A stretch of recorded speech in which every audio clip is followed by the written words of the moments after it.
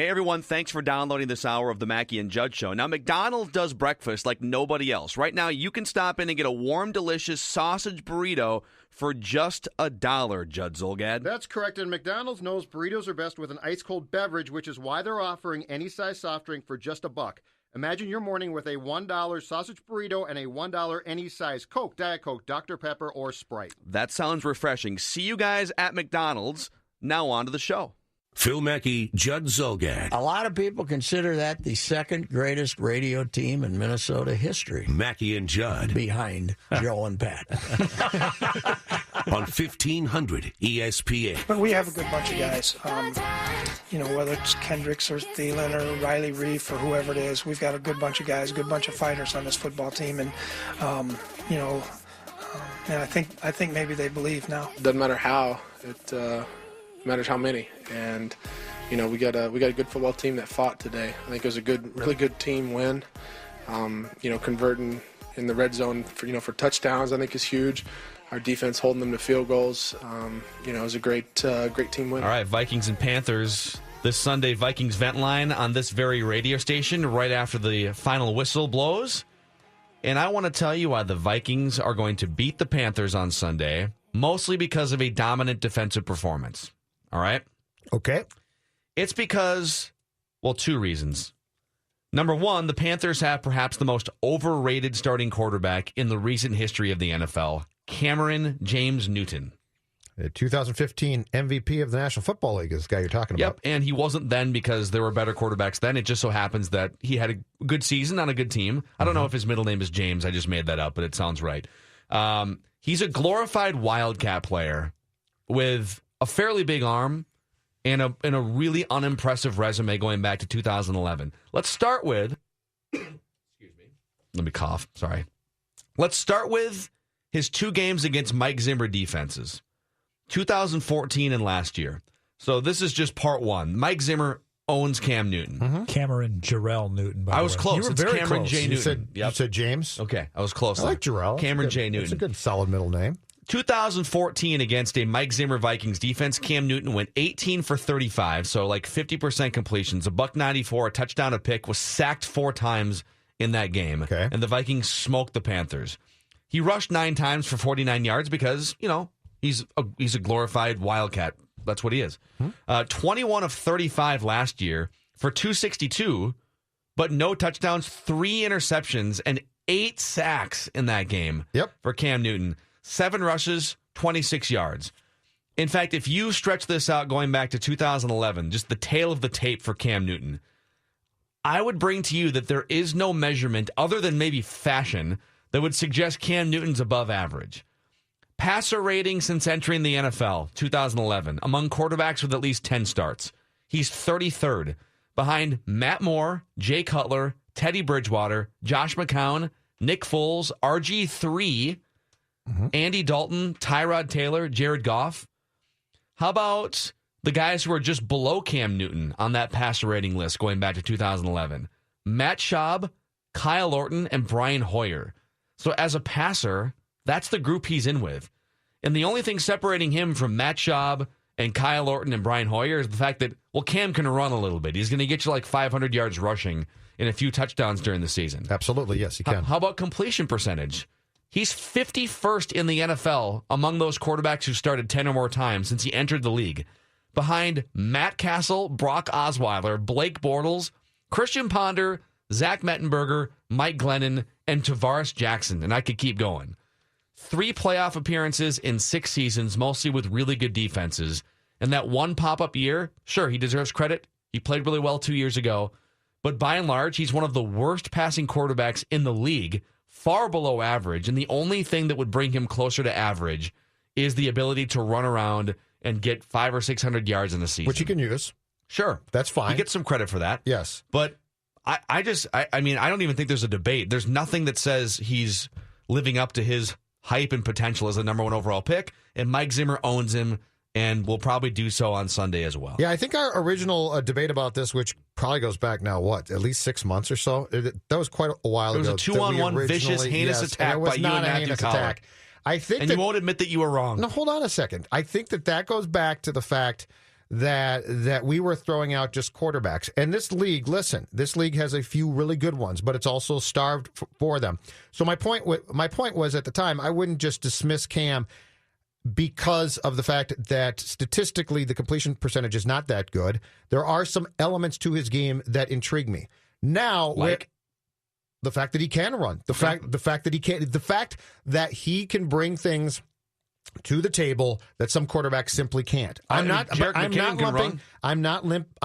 lumping him with the best quarterbacks. What I'm telling you is I don't dismiss him completely because he has some abilities that make him a commodity. Now, where he has lost me totally since then, though, is his actions. Because this also goes back to a conversation that we have had for a long time, and the question is always, what do you want in a quarterback?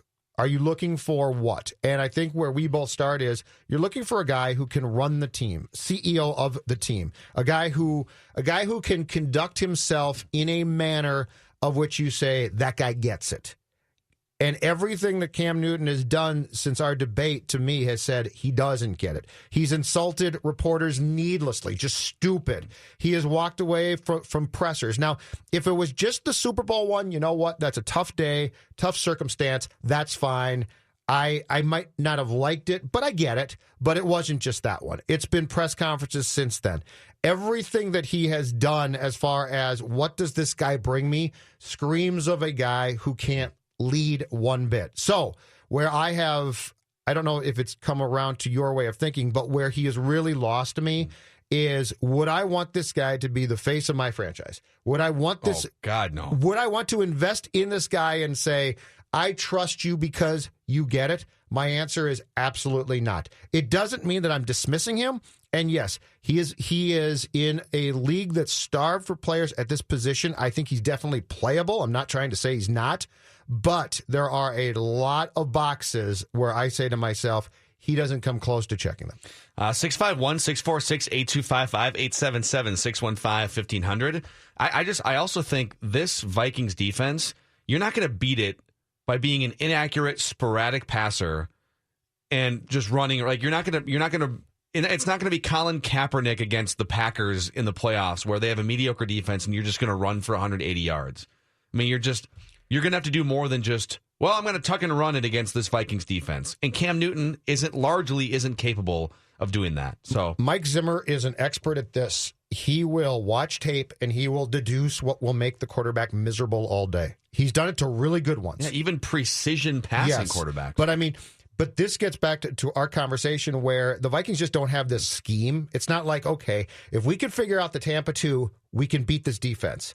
This is game by game. He is going to basically say, what is going to make you so uncomfortable that I get you to start almost quitting? Mm-hmm. And Cam Newton will give up. 651-646-8255. Paul, you're on the show. Well, I was calling in to correct Phil on something, but maybe I'm the one that needs correcting here. I thought that debate, you said it was 6 months ago? I think so. I thought Judd was the one that railed on Cam, and Phil, you railed on Judd for railing on Cam. No, I got that backwards? No. You have totally backwards. I was heinously tag teamed by Judd and Matthew Collar, we all felt who so bad laughed for at me and demeaned me, and I'm still scarred to this day. Because I called in, I told Dave, I go, now wait a minute, Phil ripped Judd for not picking Cam, and now he's putting him down, so I have that backwards, huh? Yes, you most definitely do, Paul. Paul. I was listening then. Well, we appreciate at that. least with one ear. I didn't hear anything, but I listened anyway. Thanks, Paul. Sorry. See ya. Bye. Bye, Paul. That's hilarious. Yeah, he is Cam Newton in a league where Case Keenum, largely inaccurate for 5 years, is pushing close to 70% completions now. Mm-hmm. And Cam Newton was 53% completions last year. Mm-hmm. He's back up to 60 now, but it's awful last year. And I get it, like he deserves credit for being able to run for, his rushing totals they're 5 yards per carry and that's it. But the only difference is between him and a Wildcat player, like a running back, is that he can throw the ball down the field once in a while, and he might be able to throw a ball to a streaking receiver 50 yards down the field. I mean, He's just, if you're going to ask him to sit back there in the pocket and dissect the defense, it ain't going to happen. No. And that is a huge frustrated. deal in today's NFL. But his off the field stuff drives me crazy. Because in today's league, his accuracy doesn't drive you crazy. Well, no, but the off the field stuff was to me, it's just too much. It's too much. I don't understand how a quarterback in this era still doesn't get it. Like, he brings on his own problems. You don't need to do that. You're supposed to lead this team. You're supposed to be the guy that guys basically can rally around. And privately, in the locker room, if you want to go after guys, I think that's absolutely fine. But what I'm saying is since our debate, everything he's done off the field has just been dumb.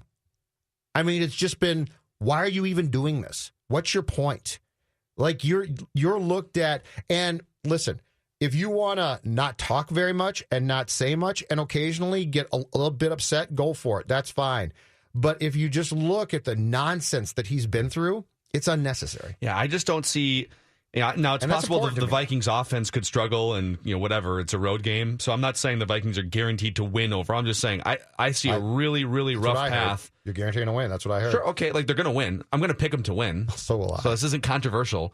I just think for Cam Newton to dissect a Mike Zimmer defense, you'd have to have 5 guys break their ankles and come out of the game.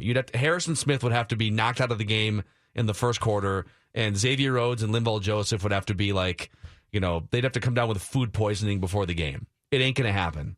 It's too nuanced and too good of a defense. If Ventline starts and you're talking about a 3-game road trip in which you won all 3 games, though, think about that for a second.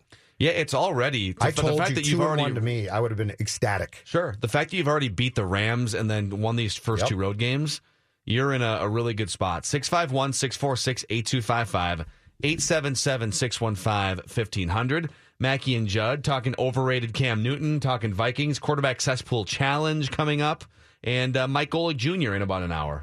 Mackey and Judd now continue. I think all the pieces are there. On 1500 ESPN. We are less than a week away now from the 1500 ESPN Sports Fantasy Auction. It returns next Tuesday the 12th, presented in part by Able Chiropractic and TCL, all day from 9 a.m. until 6.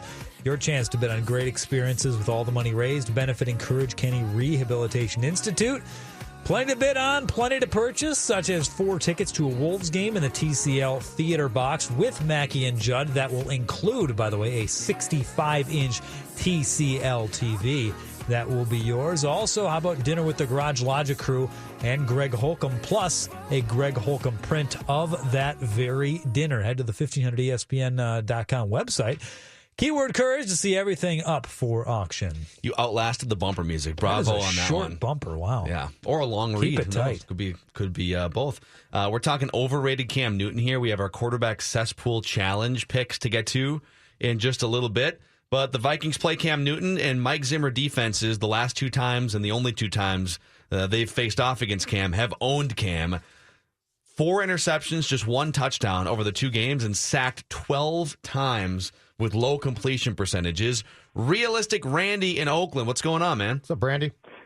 Hey, so, Judd, I know over the last couple of weeks, I know that you said that if you could split these 2 road trip games against Atlanta and Carolina, that would be ideal for the Vikings. Mm-hmm. With the Falcons, that was the team that I was very nervous about. I don't fear the Carolina Panthers at all.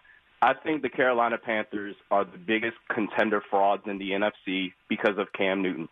Cam Newton reminds me of Dwight Howard or Carmelo Anthony of the NBA. Mm-hmm. Super talented, came into the league, but never worked on his game. He's still the same guy at Auburn as far as he can take off for the run, he can run a few linebackers over, but he's inaccurate as hell. When it comes to this Vikings team, I say practice containment on the defensive line. Don't over-pursue the pass rush and force Cam Newton to beat you with his arm, which he cannot do. I wouldn't mind throwing Harrison Smith in the trenches as far as stopping the run when they try to get cute with Christian McCaffrey, or if Cam Newton tries to take off and leave Andrew Sendejo as a single high safety, because I just don't trust Cam Newton. Practice containment, force Cam Newton to beat you with his arm, which he can't. And in the case of Everson Griffin, I say go for it, because Matt Khalil's their left tackle, and we know what he's all about. And then have Eric Kendricks or Anthony Barr shade that side just in case Everson Griffin over-pursues on that. So I am not worried about this at all. I have all the confidence in the world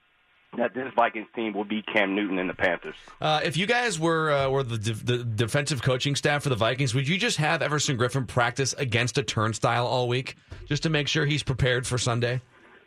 I mean, to be honest, I'd give him the week off.